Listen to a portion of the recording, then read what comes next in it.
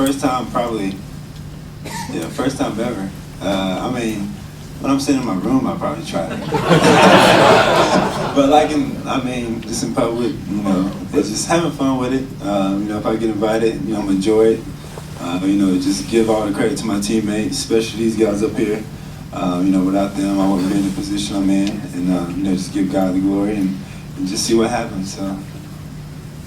Second row. We saw glimpses of what you could do last year before you unfortunately went down with your injury. But this year you played a full season, almost regular season, and just really established yourself. Your coach called you the best player, definitely one of the best players in the country. But being in the Heisman conversation, what's that mean to you, so young as a sophomore? It's something that I've always dreamed about. It's an honor. It's a blessing to just be named in that category with all the great legends.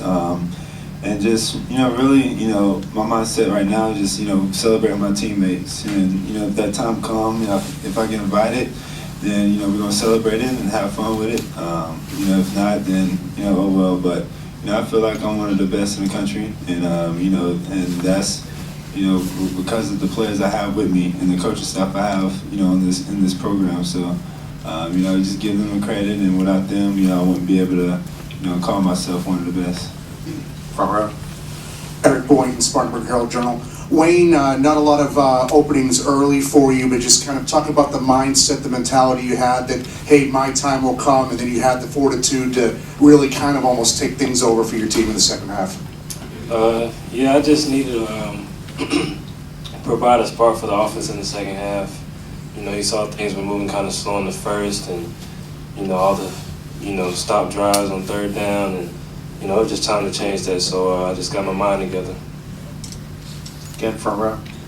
Coach Trevor Groves, CUTigers.com. I didn't want to ask you this question the last few weeks in the pressure cooker that you've been on, but throughout this run that you've had, how many times have you thought about the timing of the passing of your father, and has this kind of helped assuage the grief that you felt, and do you feel like he's looking down on you and enjoying this, and maybe even help the ball bounce your way a few times during the season? Yeah, I think about him every day. There's not a day that goes by I don't think about my dad.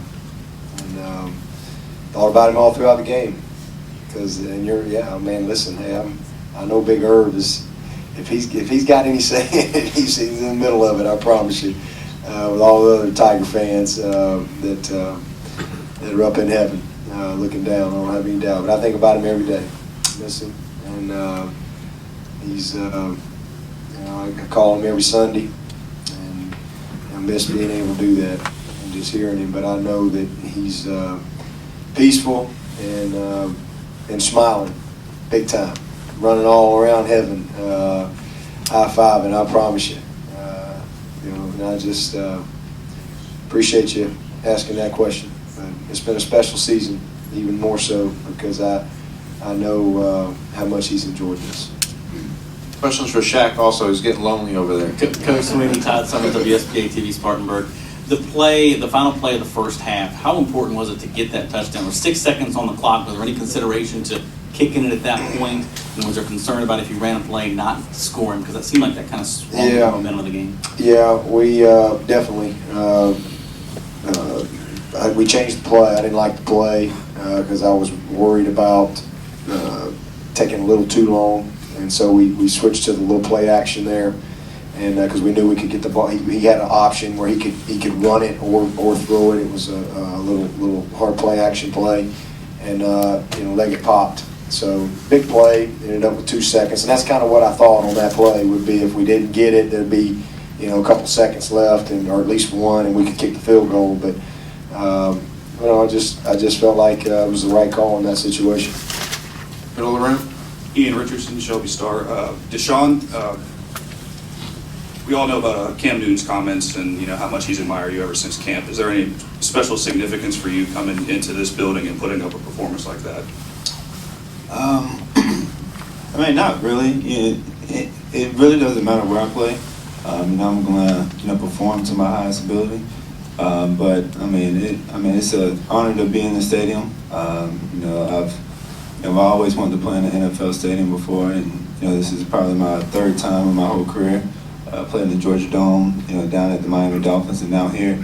But I mean, there's nothing. Of course, they're having a great season, and he's been doing great things here. So just really, I want to prove the world that we're one of the best teams in the country, and we earned that spot in the top 4. Tyler Duke, Fox Sports South, for Shaq and Coach. It seemed like the front 7 was really getting pressure all night long and forcing Marquise to be a little uncomfortable in the pocket. Can you just talk about how well you guys played up front? Yeah, I thought first half we were dominant defensively, and we had some busts there. And listen, they're obviously a great offense, number 1 scoring offense in the league for a reason. So I knew they would find some plays somewhere along the way, but we missed him a couple times, had him hemmed up. He's a really good football player, but Shaq, he can speak to this, but I think he did a great job of leading our front 7 out there and came up with some huge plays like great players do. And I'll turn it over to Shaq for that. Shaq? We knew we had to put pressure on him coming in this game all week. He liked to stand in the pocket a lot, so we knew we had an opportunity to make plays on him. The team gave up less sacks in the ACC, so we knew coming in we had to get to the quarterback. Right in front of us. Darryl Wilkinson with theskypo.com. Shaq, playing against Marquise Williams, very mobile quarterback, tough guy to bring down. How much is it helping your preparation to have a guy like Deshaun to practice against? Oh, it's great. I remember when Deshaun first came in, and it was always hard to tackle him and get him on the ground. So that helped us out a lot. We knew what we was prepared for because we had seen him last year. Back left. Lawrence Davis, Spectacular Magazine. This question is for the players. Usually ball security and field position usually plays a big role in the games. How big of a role did that play in tonight's game and moving forward? Wayne? It's pretty much the main focal point of any offense to really have 100% ball security, man, and, not letting balls get on the ground. So that's pretty much the main focal point. Just really, whoever have the ball the most, is gonna have more opportunities to, really control the game, and I think we protect the ball really well. I think Coach Swinney just told me we wanted to turnover margin. So, if we win the turnover margin, then that's one of our goals that is going to tell us that we're going to win the game. So, that's one of the biggest things that we worked on all week, and we came out on top. To the left. Shaq, did you feel like you rattled Williams pretty early on and sort of set the tone, making him really uncomfortable?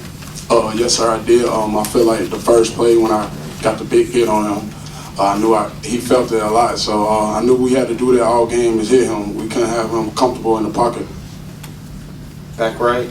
Brett McMillan, Shaq, with the explosive offense you guys have, do you feel like the defense kind of operates under the radar? Yes, sir. Coach Swinney preached every day about getting the ball back for offense. If we knew we get the ball back to our offense, we knew they would put up points. Middle of the room.